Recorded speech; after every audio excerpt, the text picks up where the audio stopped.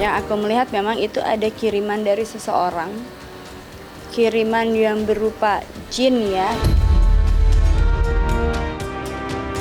Terus besoknya kayak mimpi dikejar-kejar hantu, terus kayak kena rep-rep gitu. Bisnis, seorang bisnis, dan masih juga sebenarnya beliau kenal.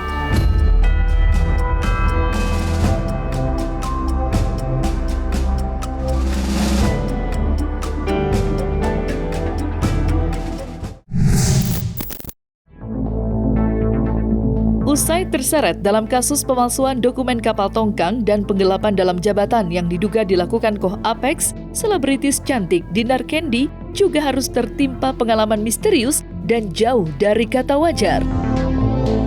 Pasalnya, DJ asal Jawa Barat itu mengaku mendapatkan intimidasi hingga pengancaman yang diduga datang dari pihak rival bisnis Koh Apex. Bentuknya pun tak main-main, lantaran Dinar merasa sering dibayangi mobil merah tak dikenal yang terus mengikuti kemanapun ia pergi, termasuk ke tempat usahanya. Dari musuh-musuhnya Koh Apek itu menyerang aku, kayak apa ya, kayak menyerang aku, ngirimin mata-mata kayak di depan klub aku tuh kemarin aku nemuin mobil warna merah yang selalu nongkrong di situ. Kan itu aneh banget. Sampai ya itu, sampai karyawannya setelah dia kirim pendemo, terus ngirim orang ke klub aku, terus dia itu apa ya namanya? Ya ibarat kata mau matahin kaki aku dari segala macam. Aku tuh cewek loh, dari ya tempat hiburan kayak gitu berapa sih penghasilannya? Kan kalian juga yang nyerang ini kan bukannya penghasilannya puluhan miliar sampai ratusan miliar, bukannya kalian orang kaya. Tapi kenapa kamu nyerang wanita di sini? Nyerang wanita yang cuma kerjanya itu entertain. Aku cuma seorang DJ yang kayak 1 jam aku cuma dibayar berapa puluh juta. Ya mungkin kalau festival aku baru dapat 120 juta kayak gitu-gitu ya. Tapi kamu tega banget ya, maksudnya nyerang wanita gitu. Aku tuh udah nahan ini udah dari nggak tahu 3 bulan apa 4 bulan yang lalu. Cuman aku tuh memang aku merasa diintimidasi sama musuh-musuhnya Koh Apek.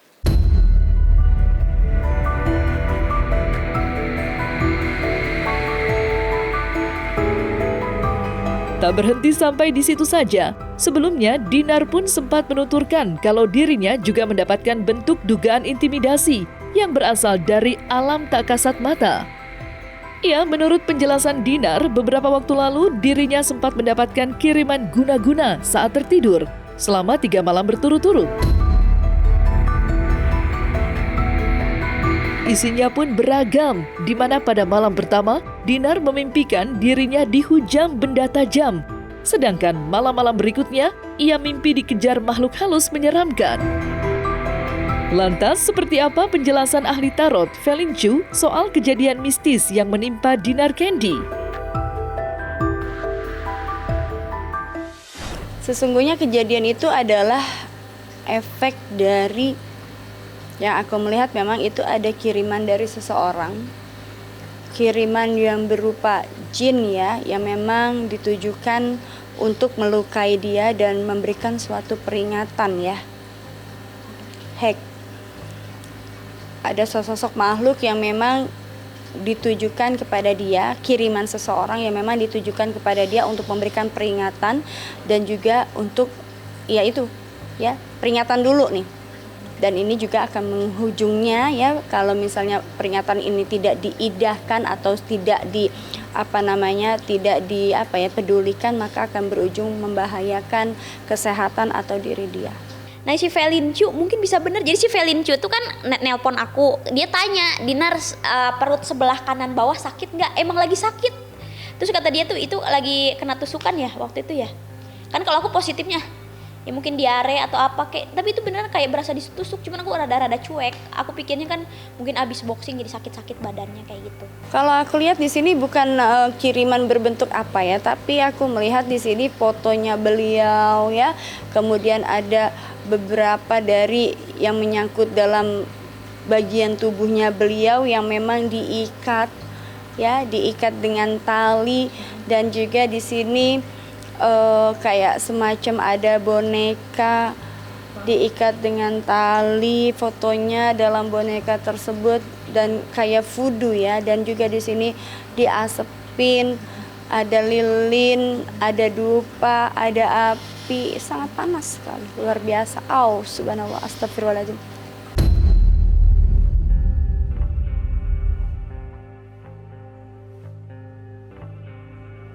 Terus besoknya kayak mimpi dikejar-kejar hantu, terus kayak kena rep-rep gitu. Kalau sudah sampai di rep-rep, artinya adalah sosok makhluk tersebut ya ingin memasuki tubuh dia, ya, maka harus diprotek nih.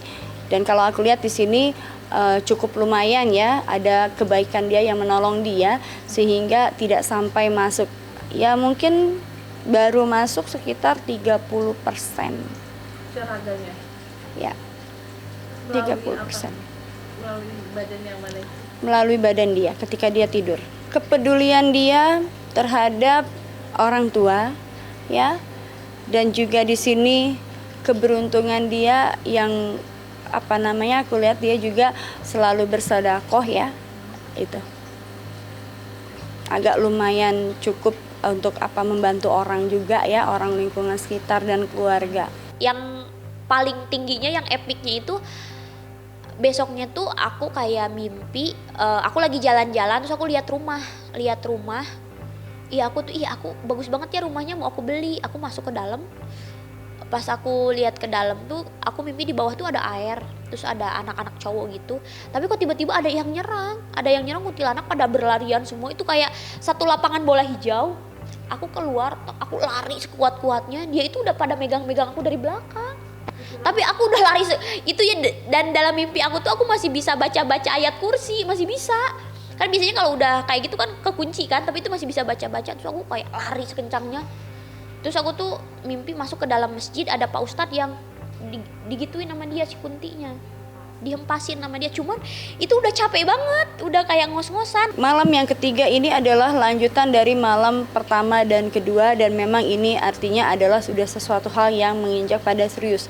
Kalau 1 mungkin masih peringatan, 2 dan 3 itu sudah waspada. Sesungguhnya peringatan itu memang sudah tidak diperhatikan, maka itu datang ya, artinya berlebihan datangnya. Dan kalau sampai datang banyak berarti itu sudah berarti dikepung, artinya adalah jiwa dari beliau itu terkunci.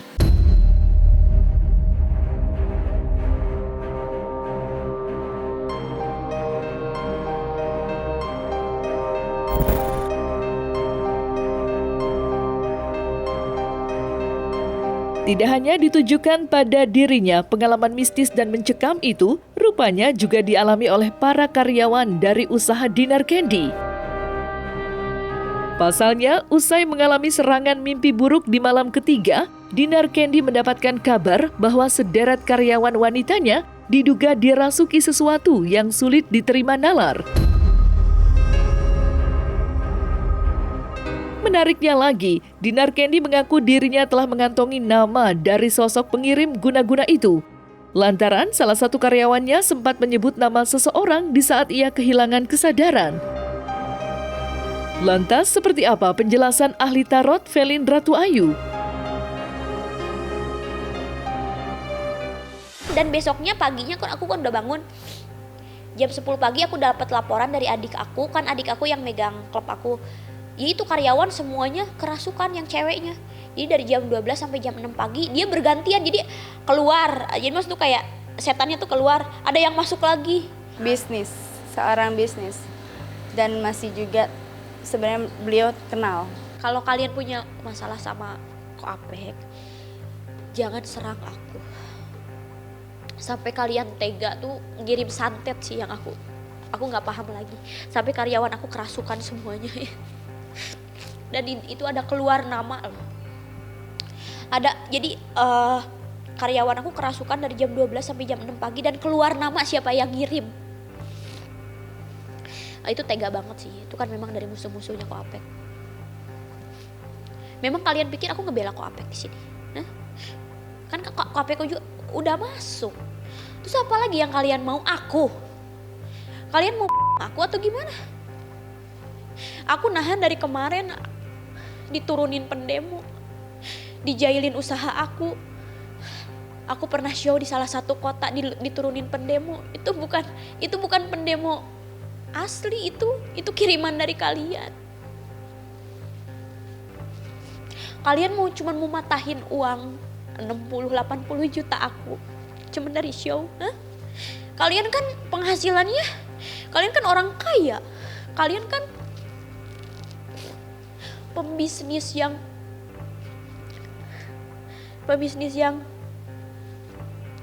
asetnya banyak. Kenapa harus aku yang diserang?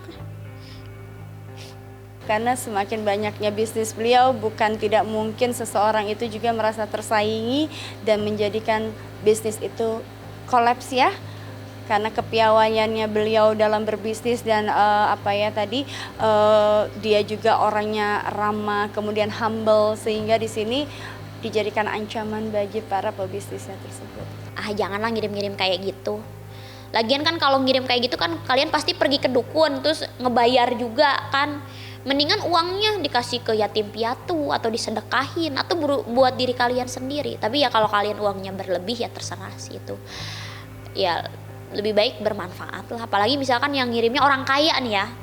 Kalau yang ngirimnya orang kaya sih kalau menurut aku mending disedekahin sih. Kan lebih berkah buat dianya daripada ngirim-ngirim santet. Karena aku yakin yang ngirim-ngirim aku ya orang berada. Sholat itu adalah langkah utama, kemudian sholat malam, berzikir, kemudian juga ya zikir itu juga yang akan menolong kita, bahkan juga itu tadi ya untuk mengantisipasi supaya barang-barang itu keluar ya harus dikeluarkan ya dengan syariat. Kita berobat kepada orang yang memang benar-benar mengerti ya dan pada jalurnya, kemudian diproteksi rumahnya karena rumahnya di sini juga bangsa lelembut itu akan masuk ketika rumah tidak diproteksi, maka akan terus ya datang kirimannya.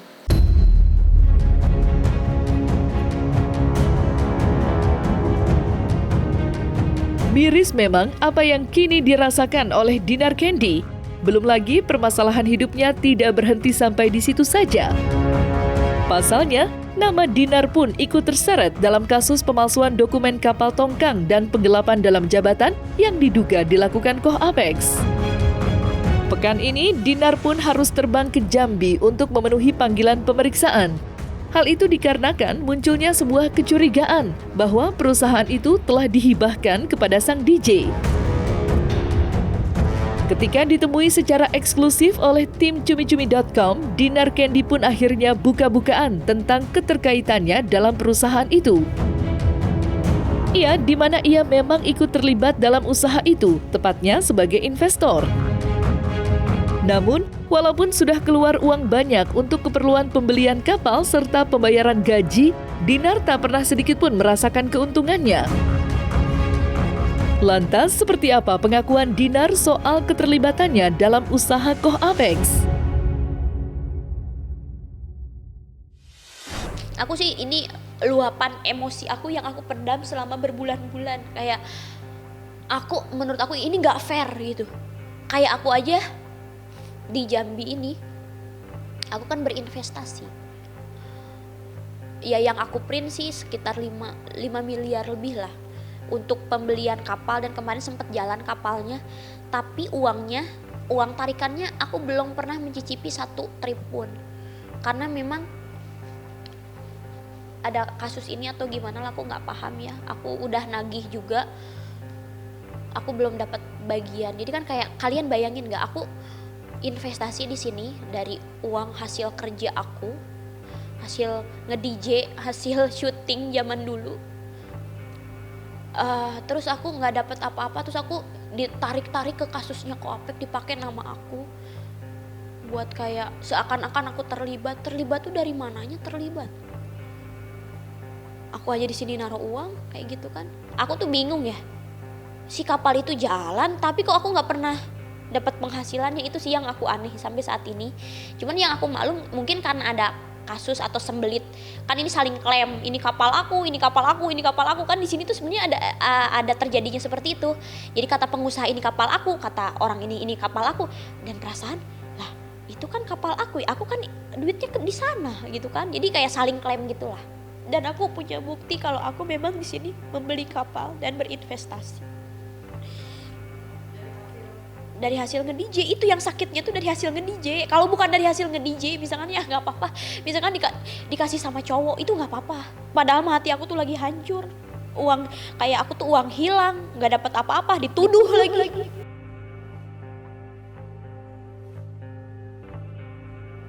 Kapalnya sekarang aku nggak tahu di mana. Dan dari dia udah narik 12 trip, tapi aku nggak pernah dapat penghasilan itu. Dan ini 1,5 miliar. Aku nggak tahu sih jumlahnya 5M lebih kayaknya. Terus di sini 1,5 M juga nih. 1,5 M aku pernah transfer ini di tanggal nomor rekening 27 bulan 12 2003. 1,5 M. Aku mau minta keadilan, aku mau minta hak aku. Cuman kayaknya buat minta hak aku aja susah lah. Ya kalau memang bukan rezeki aku hilaskan. Tapi kalau memang masih rezeki aku, mungkin balik lagi sama aku. Aku bukan masalah uangnya, tapi uang itu aku cari. Kalian tau lah mungkin kalau anak-anak entertain kita tuh jungkir balik. Kayak nyari uang 100 juta pun bisa gak tidur kita tuh. Kayak show keluar kota tuh, ya itu capek. Apalagi tur Asia aku nge-DJ-nya tuh capek banget.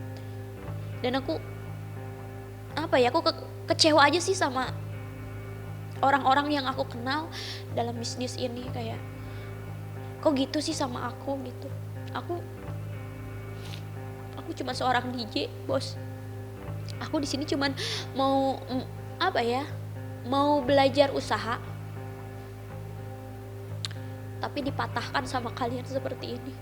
Oke lah kalau kalian mau cari keuntungan tapi jangan dari DJ, maksudnya jangan dari entertain, apalagi cuma dari seorang Dinar Candy. Dinar Candy itu bukan siapa-siapa, uangnya aja terbatas. Jangan mencari keuntungan dari aku, carilah keuntungan dari pengusaha lain yang memang kaya kan, bukannya kalian tuh kaya. Aku nggak tahu di tahun genap itu memang tahun genap ya, itu tuh selalu aku tuh ada masalah. Kayak yang dulu aku pernah kasus bikini itu 2020. Kayak kalau genap itu memang kurang bagus buat aku kayak gitu. Tapi kalau abis tertimpa masalah biasanya aku ya ada sesuatu yang maksud tuh dikasih jalan yang lain untuk rezekinya atau untuk jodohnya gitu.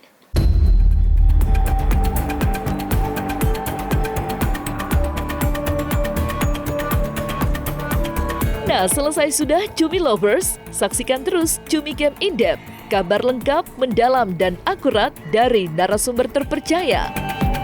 Dan jangan lupa untuk like, subscribe, dan juga share channel YouTube Cumi Cumi.